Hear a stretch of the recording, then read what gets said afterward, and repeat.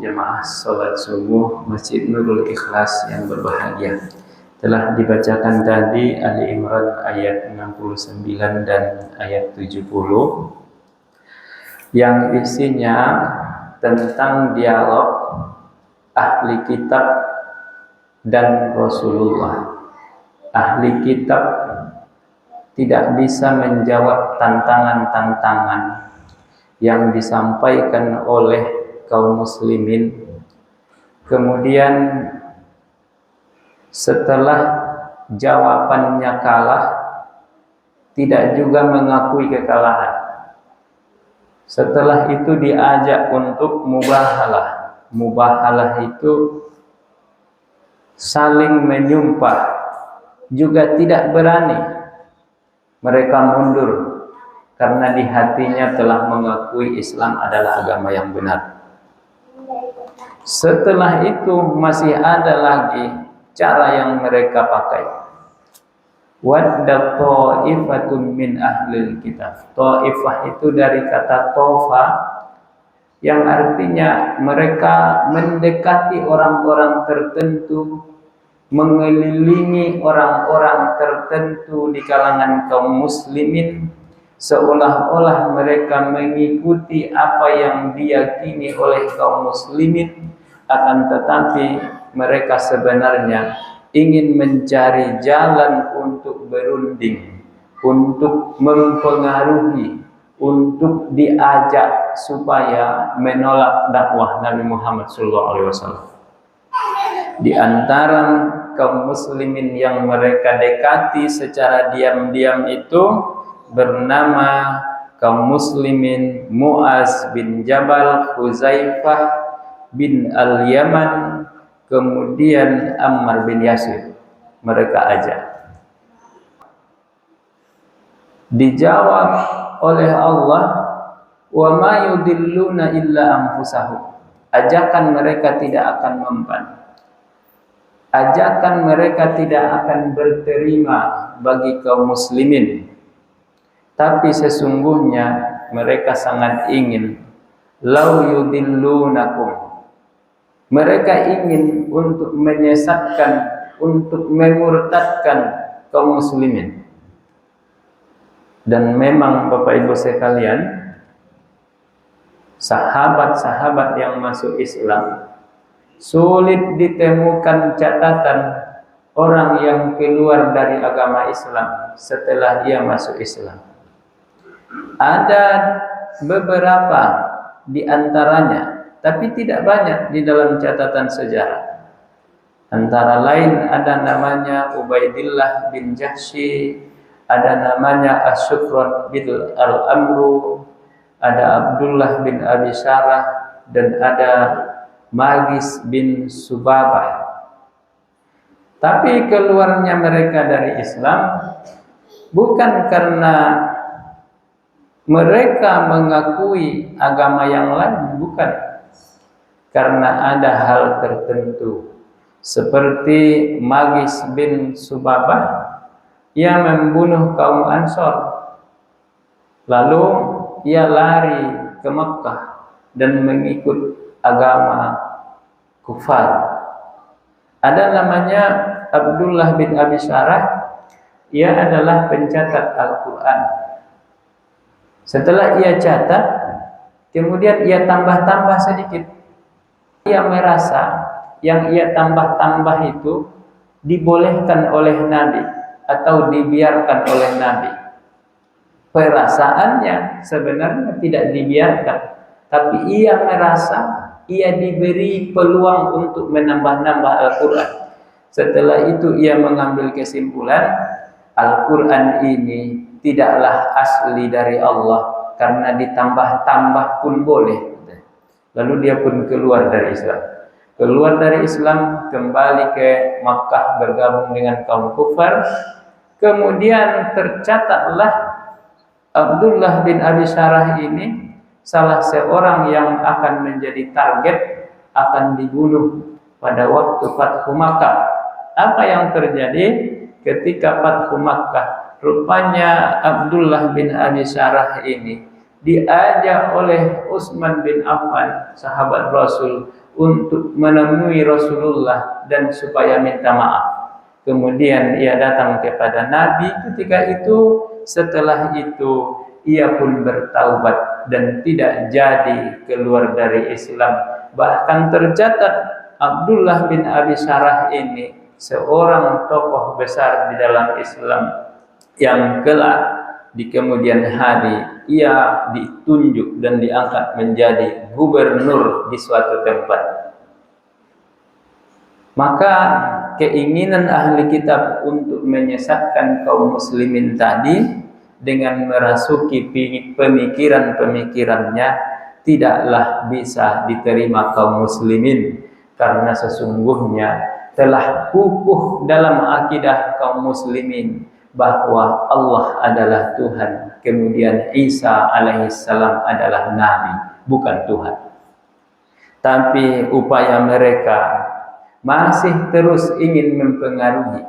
Dengan cara apa?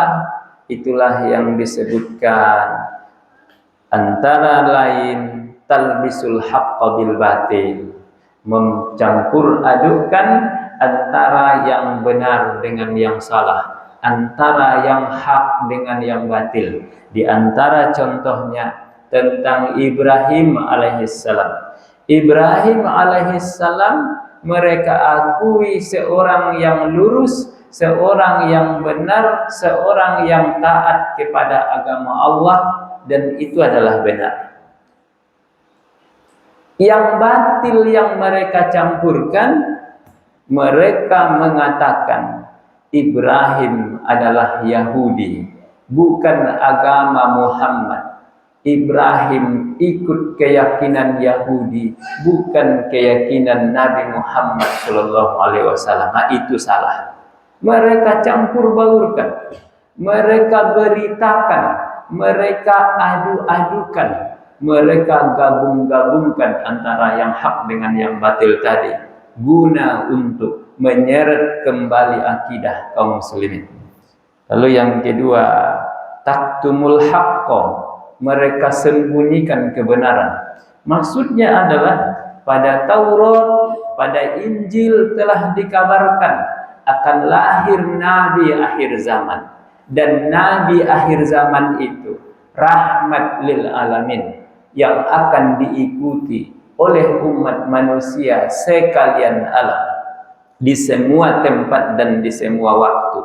Ada diajarkan pada kitab yang mereka pegangi dan mereka ketahui itu, akan tetapi sikap mereka taktumul haq terhadap yang begitu-begitu mereka pendam, mereka diamkan, mereka tutupi, tidak mereka ungkap dan tidak mereka sampaikan kepada jamaah.